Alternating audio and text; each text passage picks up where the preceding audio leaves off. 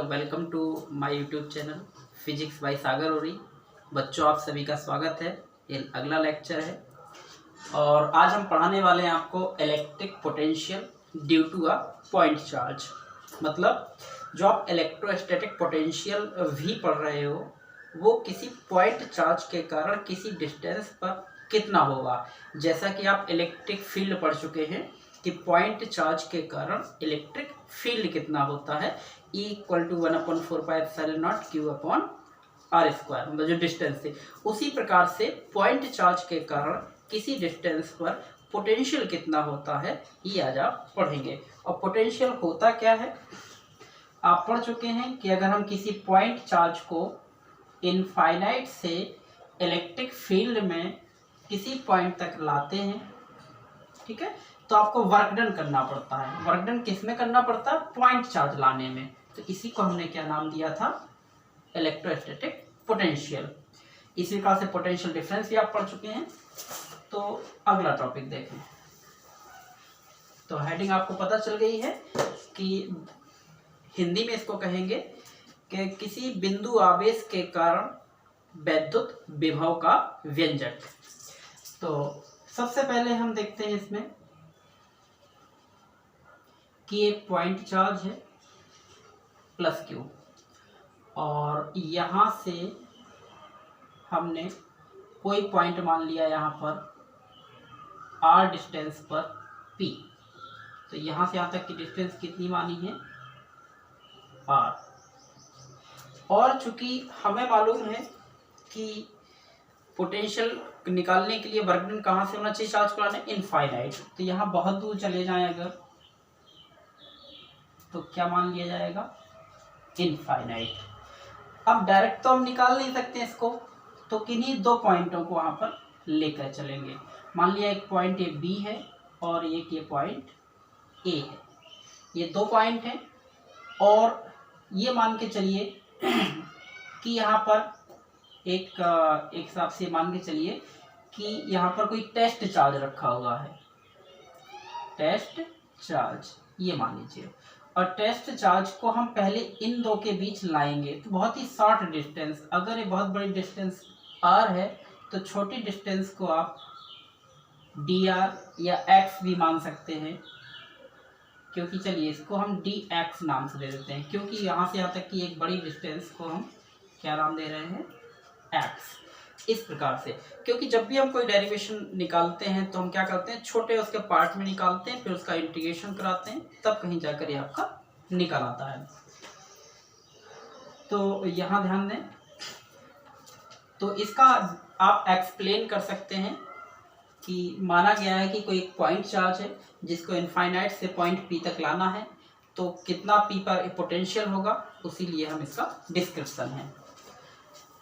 तो आपने पढ़ा हुआ है कि फोर्स के लिए अगर आप देखें तो अगर यहाँ पर जैसे कोई चार्ज है Q और एक पॉइंट चार्ज है, तो कितना फोर्स लगता है दोनों चार्जों के बीच?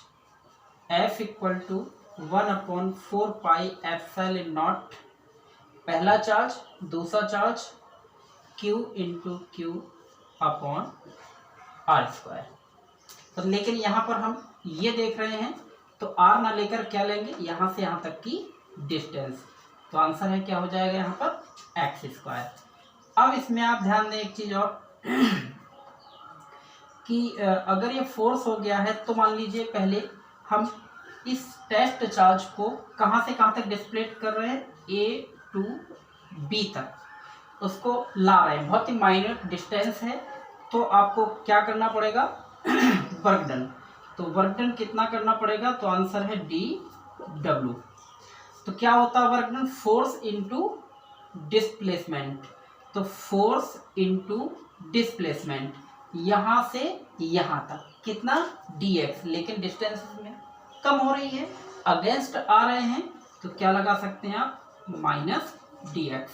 और अब आप यहाँ पर फोर्स की वैल्यू रख सकते हैं, तो q अपॉन 4πε0 x², और ये माइनस आगे ले लीजिए इंटू dx।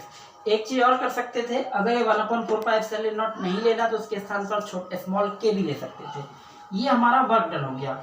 सिमिलरली अब क्या करेंगे, पॉइंट चार्ज जो आपका है, टेस्ट चार्ज एक हिसाब से कह सकते हैं, टेस्ट चार्ज को कहां से ला रहे हैं, इनफाइनाइट टू पी। कहां से ला रहे हैं, इनफाइनाइट से पी तक, ध्यान रखिएगा। और पी तक की जो चार्ज है उससे डिस्टेंस कितनी है, आर, ये ध्यान रखिएगा। तो इन्फिनिटी टू तक पी तक लाना है और उस पर डिस्टेंस कितनी रह जाती है, आर। तो इन्फिनिटी टू पी तक में हम निकालेंगे टोटल वर्क डन अगेंस्ट किसके, जो यहाँ पर ये फील्ड लगा हुआ है। तो इसमें निकाल लीजिए टोटल वर्क डन के लिए W, तो क्या कराएंगे, dW का इंटीग्रेशन कराएंगे। तो कहाँ से चले, इन्फिनिटी, कहाँ तक उसकी डिस्टेंस रह जा रही है, R तक। तो dW की वैल्यू कितनी है, -q upon 4πε0 into X square और dx। अब आप समझ पा रहे हैं इसमें कि जो कांस्टेंट होते हैं इंटीग्रेशन नहीं होता है, बाहर निकाल लीजिए। तो बाहर कौन कौन आ गया, q अपॉन 4πε0 माइनस भी आ गया। इंटीग्रेशन के अंदर कौन बचा, तो ये बचा आपका 1/x² इंटू dx। अब बच्चों आपको इंटीग्रेशन आता होगा, इन्फिनिटी टू r, ये लिमिट है। अब हमने यहाँ पर ये इसमें इस तरह से घेरा लगा दिया। ये आप मैथमेटिक्स में है कि 1/x² का इंटीग्रेशन कितना होता है, तो आप लोग सीख लीजिए कि 1/x² dx होता है आपका -1/x। ठीक है, अगर आप इसको लगाना चाहें तो कहाँ से होता है, अगर बायोलॉजी वाले हैं तो रटना ना पड़े, एक फॉर्मूला होता है x⁴n dx का इंटीग्रेशन, तो हो जाता है x⁴n+1 अपॉन n+1। यहाँ से लगाएंगे तो कैलकुलेट आप कर पाएंगे। ये क्या है, फॉर्मूला। और x⁴n इसको क्या करते हैं, इसको ऊपर ले जाते हैं, ऊपर ले जाते तो हो जाता है x⁻² dx। कैलकुलेट कर लोगे आ जाएगा। ठीक है, तो ये तो हम लोग यहाँ तक पहुँच चुके हैं। तो इसकी वैल्यू कितनी आ गई है, W = -q अपॉन 4πε0 ब्रैकेट में y इंटीग्रेशन होने के बाद -1/x। इसमें लिमिट पीछे चली जाती है, जो लिमिट है ये पीछे इन्फिनिटी टू r। अब ये माइनस और ये माइनस क्या हो जाएगा, प्लस हो जाएगा ना, मल्टीप्लाई प्लस। अब लिमिट तोड़ने का तरीका, अब आप ये स्क्रीनशॉट ले लीजिएगा, इतना तैयार कर लीजिएगा, उसके आगे देखिए। तो हम इसको मिटा देते हैं। तो देखें अब क्या करना है इसमें, तो W = हो जाएगा आपका q अपॉन 4πε0 ब्रैकेट के अंदर लिमिट तोड़िए, upper limit minus lower limit, याद कर लीजिए इसको। 1/x है तो इस x के स्थान पर r आना है और इनफाइनाइट, तो अपर लिमिट माइनस लोअर लिमिट। तो अपर लिमिट इनफाइनाइट है, नहीं सॉरी, अपर लिमिट कितनी है, r minus lower limit infinity, और 1/∞ 0 होता है। तो कितना हो गया, W = ये आपका हो गया 4πε0 इंटू r। ये क्या है, वर्क डन। कहाँ से, इनफाइनाइट से पॉइंट P तक लाने में हमें क्या निकालना है, इलेक्ट्रोस्टैटिक पोटेंशियल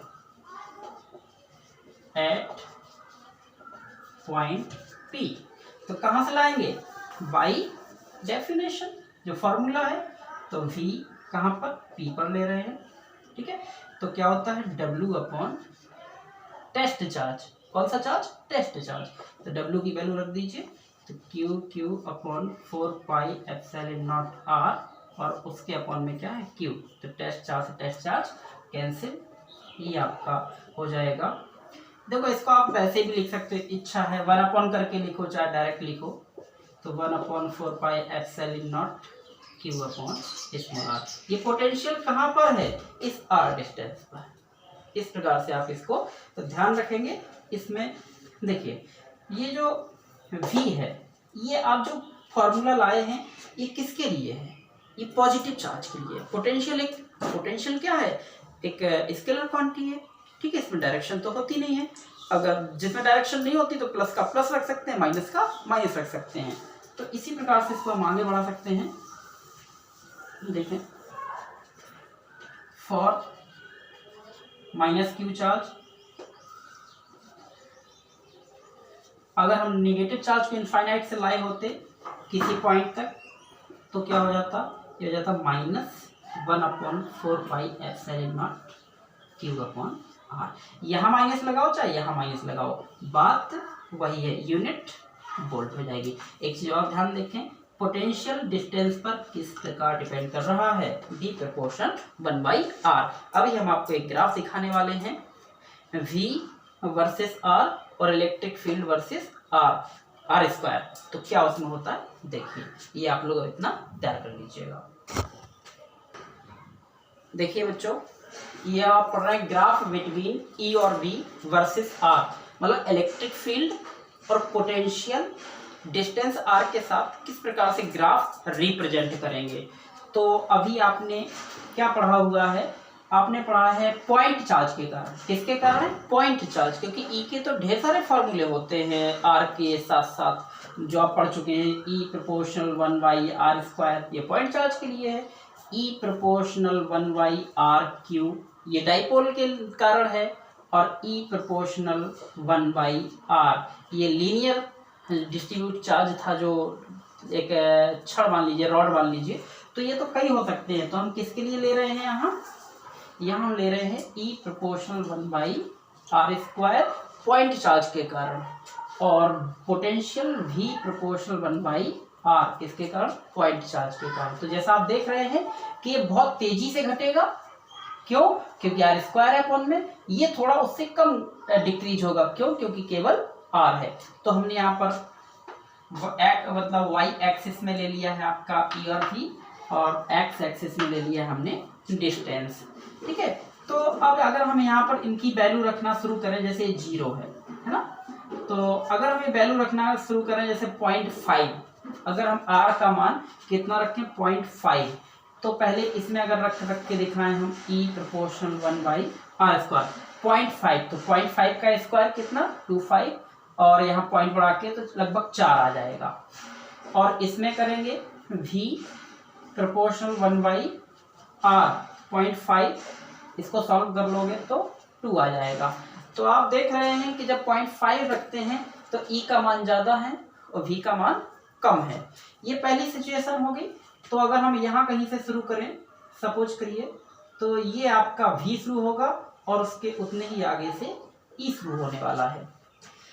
अब देखें, अगर हम 1 वैल्यू रखते हैं, कितना 1, तो फिर से देखें E प्रोपोर्शनल है 1/r², तो 1 का स्क्वायर 1 ही होगा, तो 1 आएगा, और V प्रोपोर्शनल 1/r तो ही 1 आएगा। कहने का तो जब हम 1 रखते हैं तो E और V की वैल्यू कैसी आ रही है, सेम आ रही है। तो हमें पता चल गया कि जहां ये 1 है, तो हम ऐसे चाहो तो एक सुटेबल कंडीशन के लिए ऐसे खींच सकते हो कि जहां ये 1 है वहां पर E भी मिलना है और V, तो दोनों एक दूसरे को क्या करेंगे, यहाँ पर स्ट्राइक करेंगे एक दूसरे को। अगर हम 2 रखते हैं, थोड़ा सा समझ लीजिए तो समझ में आ जाएगा। अगर हम 2 रखते हैं तो E प्रोपोर्शनल 1/r², 2 कितना हो जाएगा 4, स्क्वायर करोगे ना तो 4, अगर भाग दोगे तो 4 दूना 4 पंचे 20, इतना आएगा ना। और V का यूज करें तो 1/2 तो आएगा 0.5। कहने का मतलब E की वैल्यू और कम है, V की वैल्यू ज्यादा है, तो कहने का मतलब E का ग्राफ नीचे चला जाएगा और V का ग्राफ ऊपर रह जाएगा। कहाँ पर, इस 2 पर। तो इस प्रकार से आप ध्यान देने हो, 2.25 कहाँ होगा, करीब यहाँ कहीं होगा, है ना, अगर इस टाइप से अगर आप देखना चाहें। और 0.5 तो आपका ये ऑलरेडी दिया हुआ है, तो ज़्यादा इसमें दिमाग ना लगाते हुए इतना आपको समझ में आ गया होगा बाकी सब के लिए। तो हम यहाँ से ग्राफ शुरू करें, दोनों कहाँ मिलाने हैं, यहाँ पर। तो ये ग्राफ हमने इस प्रकार से शुरू किए ऐसे, और ये भी इस प्रकार से शुरू होगा ये। अब देखिए, जब 2 पर देखें, 2 पर कौन 0.25 कहाँ पर है, ये है 0.25 यहाँ।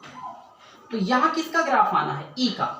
तो ये E का ग्राफ चल रहा था और ये V का, तो E का ग्राफ आपका ये ऐसे आना है, ऐसे इसका से ये घटता जाएगा। और V का ग्राफ 2 पर कहाँ आना है, 0.5 पर, मतलब यहाँ कहीं आना है। तो इस प्रकार से ये ऐसे करके। तो उम्मीद है अब आपको समझ में आ गया होगा। तो ये ग्राफ किसका है? इलेक्ट्रिक फील्ड का। और ये दूसरा ग्राफ किसका है? पोटेंशियल का। तो देखिए V शुरू हुआ ऐसे नीचे, V शुरू हुआ ऊपर चला गया, E शुरू हुआ डाउन चला गया। क्यों? क्योंकि तेजी से कौन घट रहा है? Electric field. और कम कौन घट रहा है? पोटेंशियल। तो ये आपको इस प्रकार से ग्राफ समझ में आ गया होगा। तो कभी भी अगर ऐसे ग्राफ बन के आ जाते हैं तो उम्मीद है कि आप इसको कर पाएंगे। देखिए next, potential due to a system of charges. अगर अभी हमने आपको बताया था कि केवल एक पॉइंट चार्ज हो तो पोटेंशियल क्या था? 1/4 pi epsilon naught Q upon R। ये था ना पॉइंट, एक पॉइंट चार्ज का। अब ढेर सारे पॉइंट चार्ज हैं, Q1, Q4, Q5, Qn, Q3, Q2, मतलब 1 से लेकर n तक हैं। और सारी डिस्टेंसेस हमने कहाँ से मेजर की हैं? P से। तो पूरे सिस्टम का पोटेंशियल कितना होगा? पूरे सिस्टम का विद्युत विभव कितना होगा? इसके लिए क्या करें? सबको जोड़ दो। जैसे प्रिंसिपल ऑफ सुपरपोजिशन, अध्यारोपण का सिद्धांत, principle of superposition electric field में बता चुके हैं हम। तो इन सबको क्या करिए? आप जोड़ दीजिए। बस में वेक्टर रूल्स नहीं लगाने हैं। वेक्टर रूल्स क्यों नहीं लगाने हैं? क्योंकि वेक्टर है ही नहीं, स्केलर है। तो सीधा जो आपका नॉर्मल मैथमेटिक्स होती है, अगर प्लस है तो प्लस करिए, माइनस है तो माइनस करिए, सीधी बात है। तो पूरे सिस्टम के कारण potential due to a system, तो सीधा सीधा भी निकाल लीजिए सबके कारण। तो Q1 यहाँ से, ठीक है ना।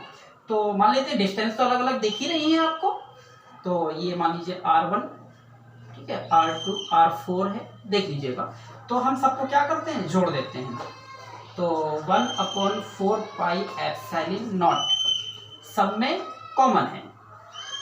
अब क्या होता है? Q upon R। तो यहाँ Q1 अपॉन डिस्टेंस, तो यहाँ से डिस्टेंस ये है R1 या R1P, जो भी लिया हो, प्लस Q2 अगर है तो Q2 अपॉन R, तो ये R2P ले लीजिए, डिस्टेंस अलग अलग लिए हैं, R2P।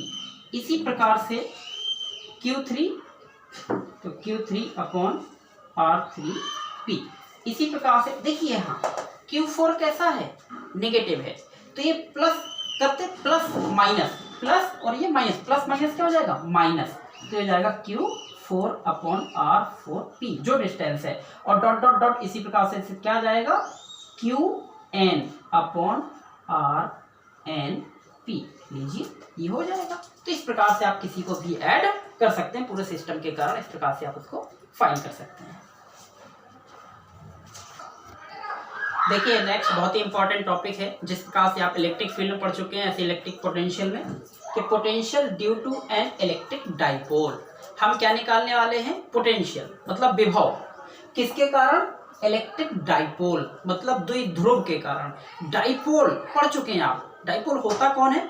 डाइपोल होता जिसमें सेम चार्जेस होते हैं, प्लस और माइनस होते हैं, उनके बीच एक 2L बहुत ही शॉर्ट डिस्टेंस होती है, हम पढ़ चुके हैं। तो वही late us consider AB N electric dipole consists of -Q and plus Q charges, और डिस्टेंस कितनी है? L प्लस L मतलब 2L है। और इसकी दो पोजीशन आप पढ़ चुके हैं, एक एंडोन पोजीशन और एक इक्वाटोरियल पोजीशन। इलेक्ट्रिक फील्ड दो में फाइंड कर चुके हैं, एंडोन पोजीशन, इक्वाटोरियल पोजीशन। उसी प्रकार से यहाँ पोटेंशियल फाइंड कर रहे हैं हम दो कंडीशन में। पहली कंडीशन कौन है? एट एक्सियल पोजीशन, या उसी को कहिए एंड ऑन पोजीशन। तो एंड ऑन पोजीशन का मतलब ये है कि जो यहाँ पर P है, जो P की डायरेक्शन क्या है? -Q2 plus Q। तो P और ये डिस्टेंस R के बीच एंगल कितना होना चाहिए? 0। तो उसको क्या कहते हैं? Eight axial position. तो इसके सेंटर से R डिस्टेंस पर कोई पॉइंट P है जिस पर हमें पोटेंशियल फाइंड करना है। तो वही प्रोसेस के पोटेंशियल एट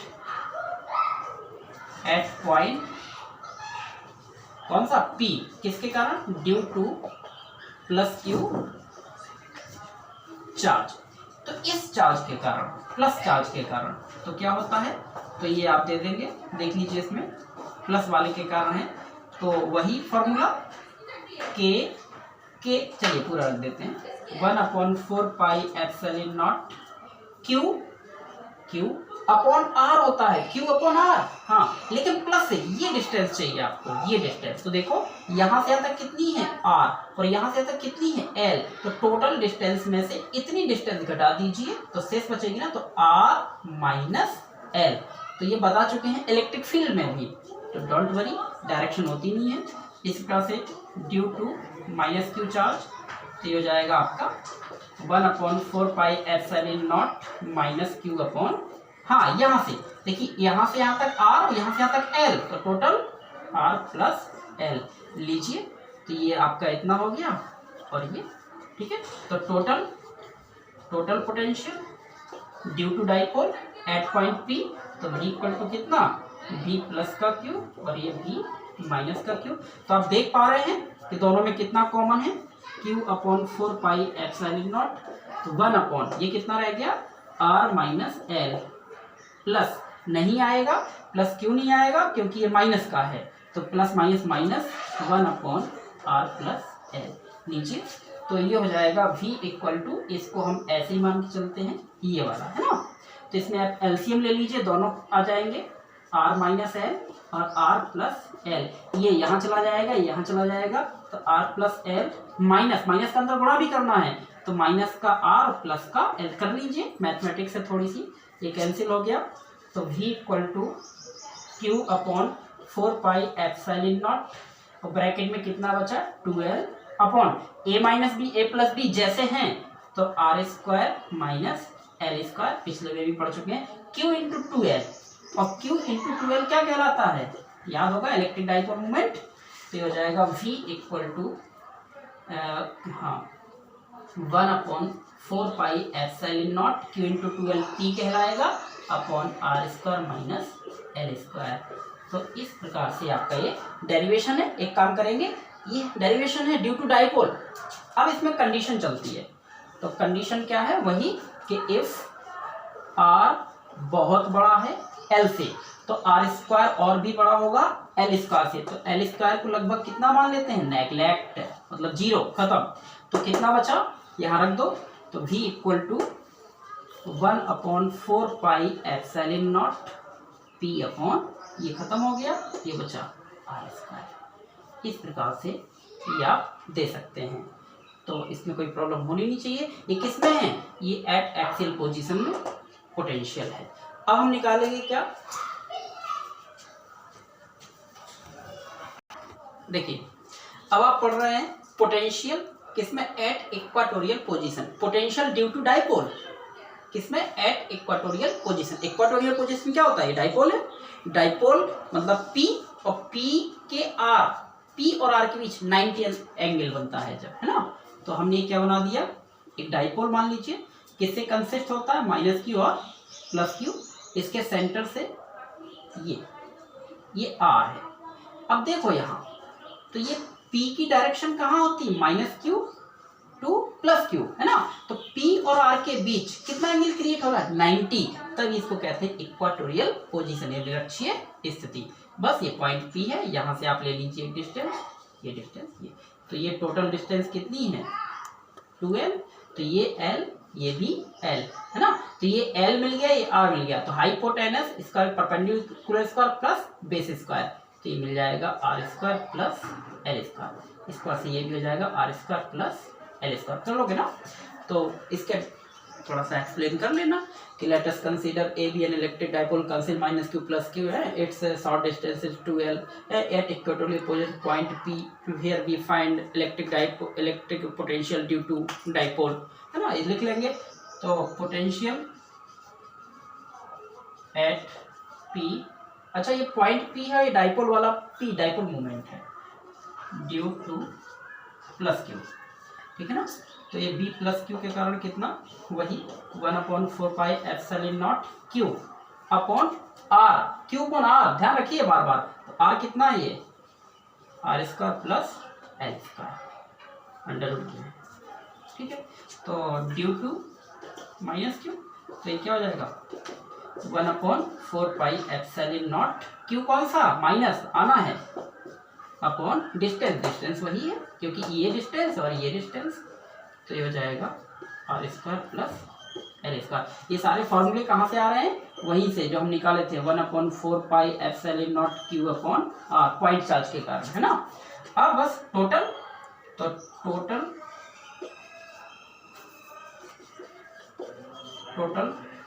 पोटेंशियल तो कितना हो जाएगा, दोनों को हम क्या करेंगे, ऐड कर देंगे। आप देखो जितना ये प्लस का है उतना ही ये माइनस का, दिख रहा होगा ना, हर चीज सेम है। तो ये प्लस का, ये माइनस का, तो कितना हो जाएगा, 0 लीजिए। तो इक्वाटोरियल पोजीशन में electric dipole, sorry, equatorial position में पोटेंशियल ड्यू टू डाइपोल कितना होता है, 0 होता है। ये आप ध्यान रखेंगे और इसमें ये हो जाएगा वेरी इजी, ठीक है। अब इसमें देखिए कि एट एनी एंगल पर होता तो क्या होता। तो एट एनी एंगल के लिए देखिए, वैसे वो आपके बोर्ड एग्जाम के में है नहीं उसकी उत्पत्ति, लेकिन देख लें। एट एनी एंगल, तो फिर से ये डाइपोल है, ये डाइपोल है, -q और +q। अब ये जो p है, p की डायरेक्शन ये है, और p से जो r है ये कोई पॉइंट है ना, तो ये कितना एंगल क्रिएट कर रहा है, थीटा, है ना। तो ये थीटा है और ये टोटल डिस्टेंस ये इतना l है और ये भी l है। तो इस कंडीशन में इस पॉइंट पर कितना डाइपोल होगा एंगल के टर्म में, ये आपको ध्यान देना है। तो देखो ये p और ये r, तो p और r के बीच एंगल कितना है, थीटा। तो ये सिचुएशन ऐसी हो गई, p और ये r, ये एंगल थीटा। तो क्या करते हैं, हम इस p को रिजॉल्व कर देते हैं, इस p को इस प्रकार से बांट देते हैं। तो आप p को इस प्रकार से दो कंपोनेंट में बांट सकते हैं। इसको यहाँ ले जाएंगे तो p cos थीटा, यहाँ ले जाएंगे तो p sin थीटा। तो आप देख रहे हैं कि r की डायरेक्शन में, अगर p r की डायरेक्शन में आ जाए तो ये कौन सी पोजीशन कहलाती है, एंड ऑन पोजीशन या एट द एक्सियल लाइन। तो उसी को आप इस्तेमाल कर लीजिए, तो हो जाएगा पोटेंशियल एट पॉइंट जहां भी हो, तो क्या 1/4πε0, है ना। ε0 कितना था, p/r², कितना था, डाइपोल के कारण। अब हम चार्ज के कारण नहीं निकाल रहे हैं, अब हम पूरे डाइपोल के कारण निकाल रहे हैं। और डाइपोल वाला आपने एक्सियल कंडीशन में पढ़ लिया है, 1/4πε0 p/r²। तो 1/4πε0 p, अब p नहीं है उस लाइन में, कौन है, p cos थीटा। तो p cos थीटा अपॉन वो डिस्टेंस का स्क्वायर। तो ये आपका इस प्रकार से हो जाएगा, ये हमें ऐसे ध्यान रखना है, ठीक है। तो ये p cos थीटा, वैसे आप कहा जाए तो ये p cos थीटा क्या है, p cos थीटा को आप ऐसे भी लिख सकते हैं, वेक्टर p डॉट r।